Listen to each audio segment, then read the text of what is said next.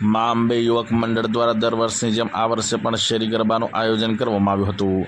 નવરાત્રિ મહોત્સવ ચાલી રહેલ છે અને નવરાત્રિ મહોત્સવ હવે અંતિમ પડાવમાં એટલે કે 8મા નોરતે વડોદરા શહેરના આજવા રોડ પર આવેલા નવજીવન હાઉસિંગ બોર્ડમાં મા અંબે યુવક મંડળ દ્વારા દર વર્ષે શેરી ગરબાનું આયોજન કરવામાં આવતું હોય છે।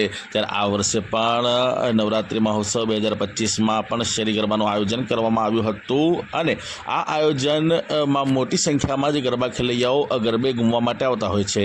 ખાસ કરીને આ આયોજનમાં 8મા નોરતે મહેમાનોને બોલાવવામાં આવ્યા હતા અને તેઓ ઉપસ્થિત રહ્યા હતા અને જે ગરબા ખેલૈયાઓ છે તે ગરબા ખેલૈયાઓનું મનોબળ તેઓએ વધાર્યું હતું। આજવા રોડ ઉપર નવજીવન હાઉસિંગ બોર્ડ સોસાયટી છે, તેના અંદર માં જય અંબે ગ્રુપના અંદર જે બી ઓર્ગેનાઇઝરો છે એના તરફથી મને આમંત્રણ કરવામાં આવ્યો છે। દર વખતે જય અંબે ગ્રુપના અંદર સહભાગી થઈને એમને જોઈતી જરૂર મદદની મદદ મારા તરફથી પૂરી પાડવામાં આવે છે।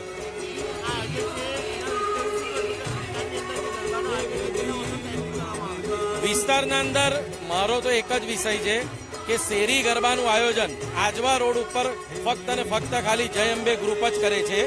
આજે તમે જોતા હશો કે યુનાઇટેડ વે VNF જે લોકો 6,500 રૂપિયા લઈને પાસનું વિતરણ કરતા હોય છે, આજે વડોદરાની અંદર 60% લોકો નોકરિયાત છે, તો એ લોકોનું જોવા જઈએ તો એના માટેનું સુંદર આયોજન માં જય અંબે ગ્રુપ દ્વારા કરવામાં આવે છે।